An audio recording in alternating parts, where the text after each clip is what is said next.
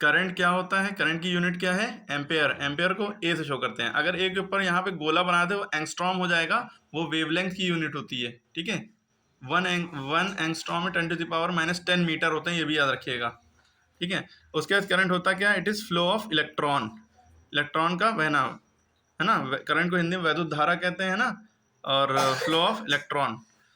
और ये कहाँ कब फ्लो करता है, जब सर्किट क्लोज हो, सर्किट बंद होगा तब क्लोज सर्किट में फ्लो करेगा। अब तीन तरह के वायर होते हैं, तार जो होते हैं तीन तरह के होते हैं, एक लाइव वायर होता है, एक न्यूट्रल और एक अर्थ, है ना। प्लग में आपने देखा होगा। तो लाइव वायर जो होता है वो ज्यादातर रेड या ब्राउन कलर का होता है, या तो लाल होगा या कत्थई कलर का। क्वेश्चन में अगर ऑप्शन में ब्राउन ना दिया और रेड दिया हो तो रेड टिक लगाएंगे, अगर रेड ना दिया हो ब्राउन लगाओ, और लाइव के लिए तो ब्राउन टिक लगाएंगे। न्यूट्रल वो जो होता है वो ब्लू होगा, या तो ब्लैक होगा, या तो नीला होगा या काला होगा।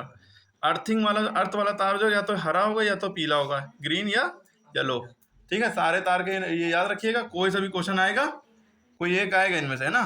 तो हो सकता है वेरी शॉर्ट में तीनों दे दें, या कोई इलेक्ट्रिसिटी से रिलेटेड क्वेश्चन आए और उसमें थोड़ा बढ़ा चढ़ा के लिखना हो तो ये सारी बातें फिट कर देना उसमें, गलत नहीं है, ठीक है।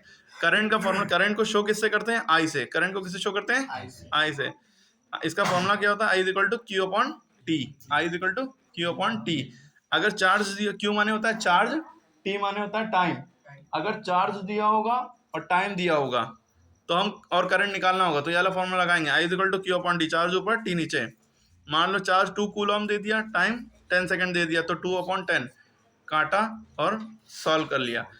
यूनिट एम्पेयर लगा के करंट एम्पेयर, ठीक है। दूसरा इसमें हो सकता है पंखा, टीवी मतलब का काम करते हैं, जो करंट को कर रहे हैं ना, करंट के रास्ते में बाधा डालें। जैसे गाड़ी चला रहे हैं, आपके रास्ते की बाधा क्या है,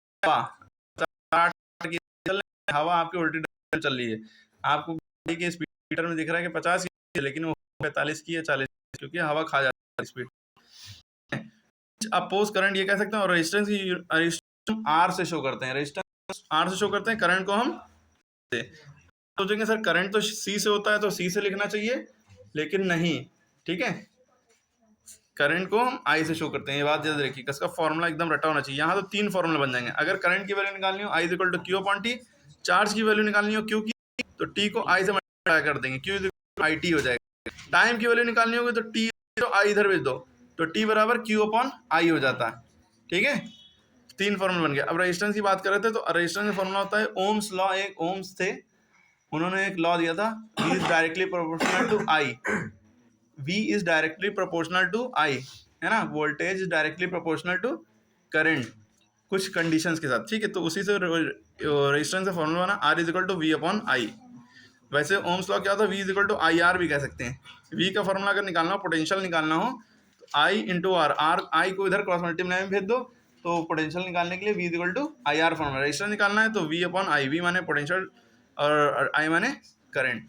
V की यूनिट होती है वोल्ट, I की यूनिट होती है करंट, तो वोल्ट अपॉन करंट भी इसकी यूनिट होगी। लेकिन रेजिस्टेंस की दूसरी मेन यूनिट क्या होती है, ओम, या तो OHM ओम लिखो, या तो ओम का सिंबल बनाओ, ठीक है। ये बातें याद रखना चाहिए, पेपर में इनमें तो कुछ ना कुछ 100% फंसेगा, ठीक है। क्लियर हो गई बात। रेजिस्टेंस की यूनिट क्या है, ओम या ओम। करंट की यूनिट क्या है, एम्पेयर, एम्पेयर, ठीक है। क्लियर हो गई सारी बात, नोट कर लिया है।